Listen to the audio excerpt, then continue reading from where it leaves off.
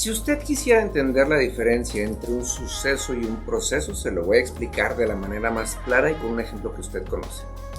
Hay un dicho que dice, si tú le das un pez a un hombre, este hombre comerá por un día. Si tú le enseñas a un hombre a pescar, comerá todos los días de su vida. Si usted le da un pez a un hombre, esto es un suceso. Si usted le enseña a un hombre a pescar, esto es un proceso. No existen sucesos que llenen vacíos en la vida. Los procesos de Dios llenan los vacíos para que vivamos plenos.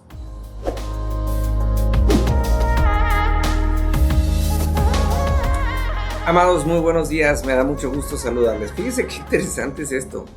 Nosotros estamos normalmente en nuestra oración, está enfocada en sucesos. Señor, haz esto, Señor, haz esto. Yo me acuerdo mucho de una amiga muy querida cuando estábamos en la prepa y estaba en esa época de la rebeldía y decía, yo todo lo que necesito es que mi mamá me dé este coche y tanto dinero. Y con eso la dejo en paz de por vida. Y yo decía, wow, este es un suceso. Pero cuando me pongo a pensar, casi 30 años después, digo, wow, ni el coche ni el dinero le hubieran alcanzado hasta el día de hoy. Y el suceso no hubiera remediado la situación de su vida. Sin embargo, su mamá decidió meterla a un proceso. El día de hoy, ella es una abogada muy exitosa, tiene un trabajo muy bien remunerado, vive en otra ciudad y le va muy bien. Y entonces digo, wow, el suceso no hubiera solucionado su situación, pero el proceso le dio un futuro. Cuando nosotros pensamos en esto, Dios es un Dios de procesos. Todos los hombres pasamos por un proceso. Uno de los procesos que más me llaman la atención siempre es el de Jacob. Jacob estaba esperando que un suceso cambiara su vida. Y cuando el suceso sucedió, fíjese qué interesante se escucha, cuando el suceso sucedió, no cambió nada. Él todo lo que quería era ser bendecido y un día agarra a su papá y lo bendice y no pasó nada. Entonces Dios lleva a Jacob a un proceso en donde tenía que entender que las cosas no iban a suceder desde afuera, sino que las cosas tenían que suceder desde adentro. Eso es lo que le pasó a Jacob. Porque Jacob estaba esperando que un suceso externo transformara su vida y estando Jacob trabajando en la casa de Labán, su suegro y su tío a la vez, hubo un día que él tomó la decisión de que solamente los cabritos pintos iban a ser suyos, por mientras los otros iban a ser de él. Y entonces esa fue una decisión y una propuesta que él tomó, y entonces él desarrolló un sistema de cómo lograr, que yo no entiendo que tenga un fundamento físico o como tal, científico, no tiene un fundamento científico, pero él puso una tablita y entonces cuando estaban los cabritos copulando, él ponía esta tablita y entonces eso hacía que salieran las cosas. Y salió de él. Y él fue el que transformó desde adentro su situación y su condición. ¿Sí? Y esto es lo interesante.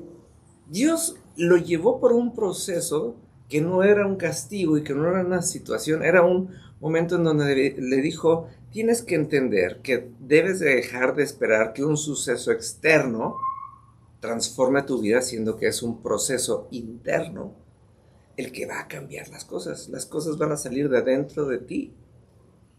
Y amados, usted y yo somos muy dados a que alguien más lea la Biblia por nosotros, a que alguien más haga la tarea por nosotros. Es más, estamos incluso muchas veces esperando que alguien más ore por nosotros. Y entonces estamos normalmente anhelando que los sucesos externos transformen lo que Dios quiere cambiar por procesos internos. Ahora sí que, como dice el dicho, baja el cero y no contiene. Por eso le decía, si usted le da un pez a un hombre, va a comer un día, un suceso nos va a dar para comer un día. Pero si usted le enseña a pescar, si usted le enseña el proceso de cómo obtener el pez, va a comer todos los días de su vida. Dios pretende enseñarnos a pescar. Curiosamente y relacionado a este hecho, Dios nos llama a ser pescadores de hombres. O sea, es interesante esto, ¿no? Entonces, también dice la palabra que no solo de pan comerá el hombre, de pan vivirá el hombre, sino de toda palabra que sale de la boca del Señor. Hay veces que usted y yo tenemos que aprender a alimentarnos de las palabras de Dios, y eso requiere de un proceso de saber escuchar, de un proceso de saber que Dios es más importante que lo que nosotros tengamos que decirle. Yo siempre uso este ejemplo y digo, si usted y yo hubiéramos tenido la oportunidad de reunirnos con la reina Isabel de Inglaterra en su momento, y hubiéramos pasado por todo el proceso de saber cómo vestirnos y de saber cómo comportarnos y todo el asunto, y llegamos delante de la reina Isabel II de Inglaterra, siempre le pregunto a la gente, ¿quién hablaría primero, usted o ella? Y la gente normalmente dice ella, y les digo, ¿por qué? Dice, porque es la de mayor jerarquía. Ok, estoy muy de acuerdo con eso. Ahora piense esto. La Biblia dice que Dios es el Rey de Reyes y el Señor de Señores, es decir, está por encima de la reina Isabel de Inglaterra. Entonces, si cuando nosotros estamos con un rey terrenal, el rey terrenal tiene la autoridad de hablar primero porque tiene mayor jerarquía, porque cuando usted y yo vamos delante de Dios, nos soltamos hablando como merolicos, siendo que Él tiene mayor jerarquía y Él debería de hablar primero. Si usted quiere entrar en un proceso de Dios, con Dios, tiene que entender esto. Su objetivo es que Dios le hable. Y el objetivo es que Dios le hable de las cosas que a Él le interesa. Un gran proceso para su vida sería permitir que Dios le hablara. Y no nada más que Dios le conteste las cosas que usted berrinchudamente lleva delante de Él. Se lo dejo de tarea, nos vemos el día de mañana, que Dios le bendiga.